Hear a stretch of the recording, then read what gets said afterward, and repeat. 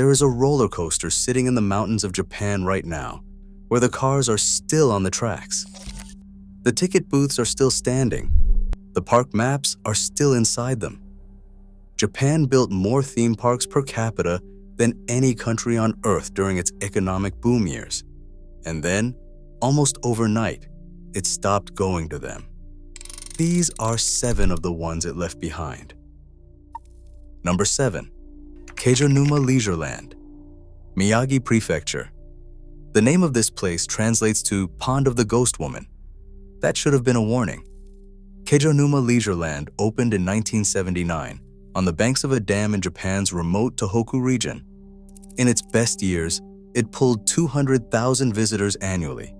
A Ferris wheel, a carousel, a go-kart track, a golf course, a campsite, a small hotel. By 2000, the visitors had stopped coming. Tokyo Disneyland and Universal Studios. Japan had pulled the crowd south. The owner closed the gates, but never officially abandoned the property. No demolition order, no cleanup, just locked the gates and left. The Ferris wheel is still standing. Rust has worked through every surface, but the structure has not fallen. The carousel sits beneath it with the horses still in place. The go-kart track has cracked open and grass is pushing through every seam. The pond beside it, the Pond of the Ghost Woman, sits completely still. The park has been waiting ever since. Number 6. Western Village, Tochigi Prefecture. Japan built a replica of the American Wild West in the mountains near Nikko, and it lasted longer than anyone had any right to expect. Western Village started in the early 1970s as a small family-owned guest ranch. A few horses, a fishing pond, something to do for tourists passing through on their way to the hot springs.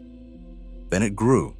A saloon, a sheriff's office, a church, a general store, a full replica frontier town staffed by mannequins of outlaws and cowboys, including figures built to resemble John Wayne and Clint Eastwood, frozen mid-draw in the middle of the Japanese mountains.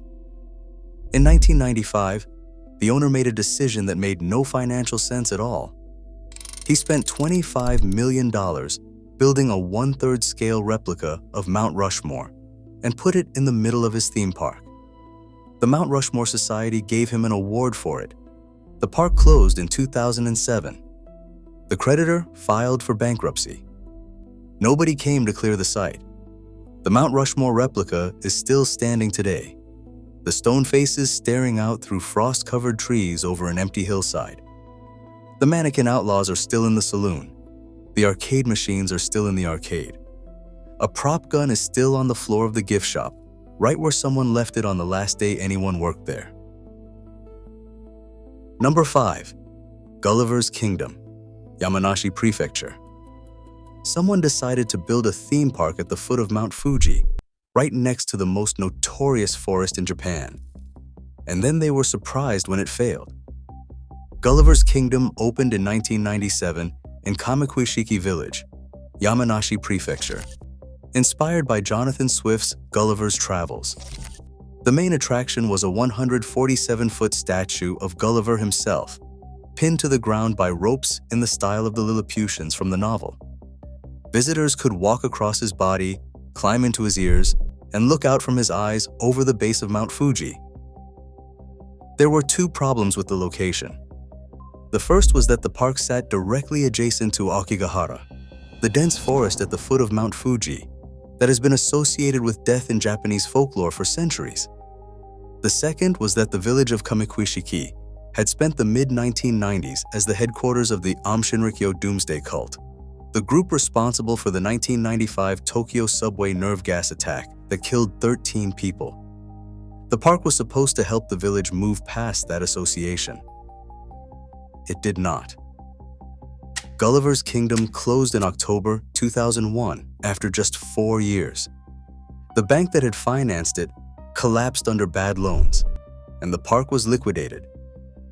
For 6 years, the giant Gulliver lay in the shadow of Mount Fuji, his face slowly covered in moss, while photographers and urban explorers climbed across him. The park was demolished in 2007. Nothing remains today. Number 4. Takakunuma, Greenland, Fukushima Prefecture. Most abandoned places look like ruins. This one looked like a horror film set that someone forgot to tear down. Takakunuma, Greenland opened in 1973 in Fukushima Prefecture. It failed quickly, closed, and then reopened in 1986. Failed again. Closed permanently in 1999. What made it different from every other abandoned park was the fog. Fukushima's mountain climate rolls fog across the Takakunuma site constantly. Thick, low, unmoving. For the 2 decades, the park sat empty. The Ferris wheel disappeared into it. The carousel disappeared into it. The entire park sat inside a permanent wall of fog, year after year, while vines climbed the support beams and the rides became part of the landscape. Photographers who visited described it as a place that felt actively hostile to being there. The park was finally demolished in 2021, but for 22 years, it sat exactly as it was left, dissolving slowly into the fog. The last photographs taken before demolition show a carousel horse still attached to the mechanism, paint entirely stripped by 20 years of weather, staring out from inside the white.